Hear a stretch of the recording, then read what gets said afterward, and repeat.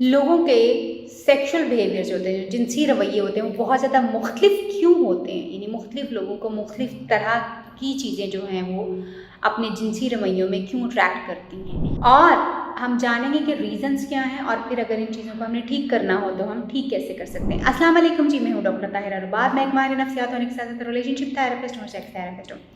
आप देख रहे हैं कॉफ़ी प्लैनेट का कप मेरे पास पड़ा हुआ, और मैं इस वक्त कॉफ़ी प्लैनेट में मौजूद हूँ।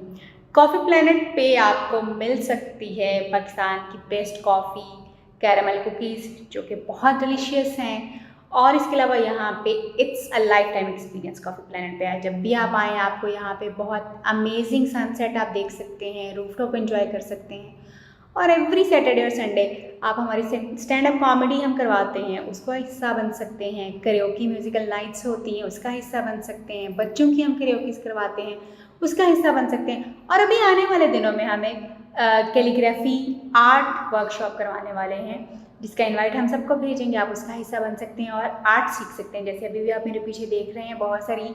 पेंटिंग्स जो लगी हुई हैं, इसी तरह की पेंटिंग्स के लिए हम आपके लिए एक वर्कशॉप लेके आ रहे हैं। So don't forget to visit, यानी coffee plan DHA phase 5 Lahore को विजिट करना मत भूलिए। यहाँ पे कॉफ़ी एम्बियंस और एनवायरनमेंट को एंजॉय कीजिए, और आपकी यहाँ पे मुझसे भी मुलाकात हो सकती है, ख़ास तौर पे सैटरडे संडे नाइट को। जी, हम बात कर रहे थे किस तरह से, क्यों लोगों के सेक्सुअल बिहेवियर जो है एक दूसरे से डिफरेंट होते हैं, और बहुत ज़्यादा जो अजीबोगरीब किस्म के बिहेवियर्स होते हैं उनकी क्या रीजंस होती हैं। हर इंसान क्योंकि दूसरे से मुख्तलिफ होता है, और हर इंसान के चाइल्डहुड एक्सपीरियंसेस जो होते हैं, जो बचपन के एक्सपीरियंसेस होते हैं, वो दूसरों से बहुत ज़्यादा मुख्तलिफ होते हैं। वो लोग जो कि आम तौर पे अल्लाह ताला सबको अपने हिफ्ज़ अमान में रखे, और सबके बच्चों को भी अपने हिफ्ज़ अमान में रखे, वो बच्चे जो कि नॉर्मली बचपन में कहीं ना कहीं सेक्सुअल अब्यूज़ हो जाते हैं, वो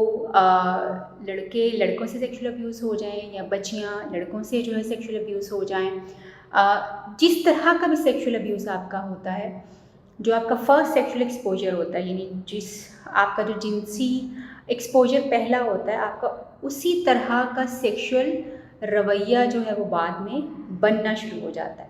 इसकी मिसाल मैं आपको इस तरह से दूंगी। लेट्स से कि आप देखें कि अक्सर हमारे घरों में हम बच्चों को जो है वो नौकरों के पास जो है वो छोड़ के चले जाते हैं।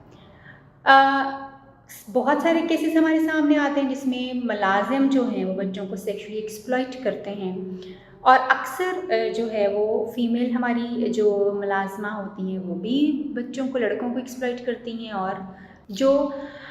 मेल मुलाजिम होते हैं वो बच्चों और बच्चियों दोनों को एक्सप्लॉइट कर रहे होते हैं।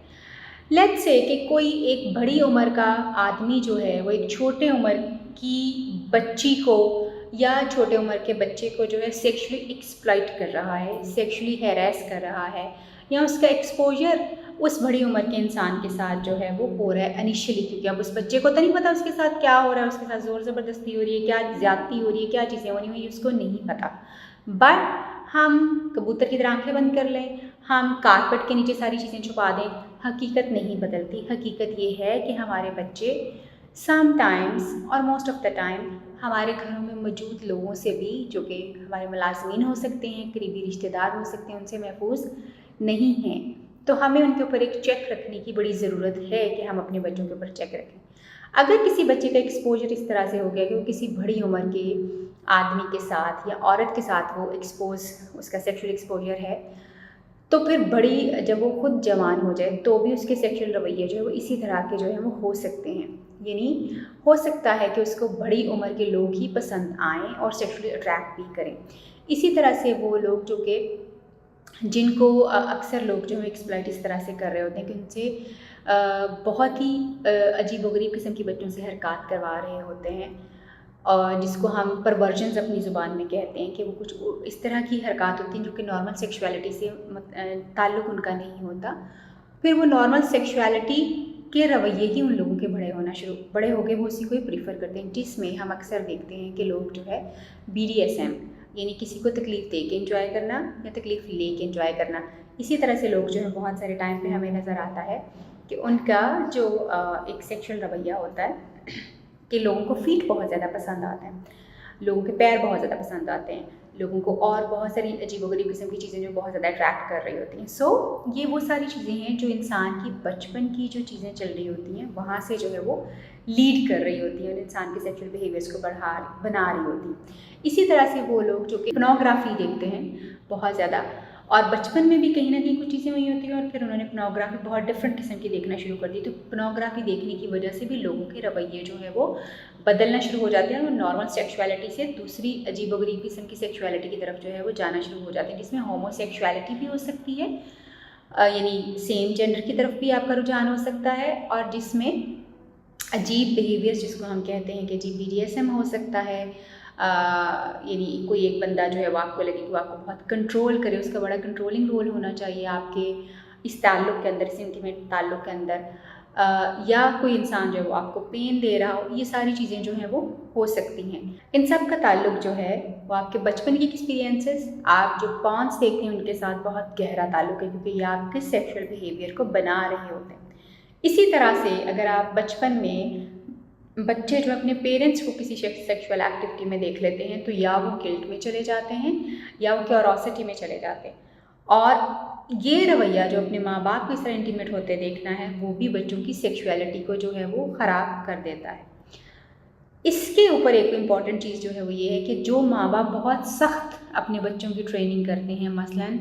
बहुत कंट्रोल उनके ऊपर रखते हैं, उनको ज़्यादातर नेगेटिव चीज़ें जो हैं बताते हैं, उनकी ज़ात को निशाना हमेशा बना के रखते हैं, उनकी सेल्फ इस्टीम यानी जो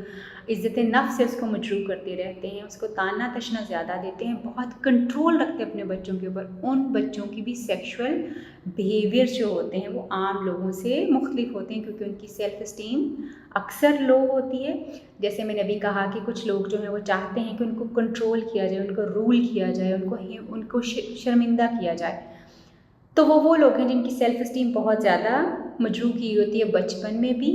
और या फिर उनको उनकी बॉडी शेम जो है बहुत ज़्यादा की जाती है। इसी तरह से वो बच्चे जो कि ख़ास तौर पे बाउंड्रीज जो हैं वो बहुत ही इस तरह की होती हैं कि बच्चे की जो है उनको उतनी भी लिबर्टी नहीं होती कि अपनी मर्ज़ी से कुछ चीज़ों को कर सकें जो कि बच्चे उसकी एज के कर रहे होते हैं, तो उन बच्चों की जो सेक्सुअलिटी होती है वो भी चेंज होती है।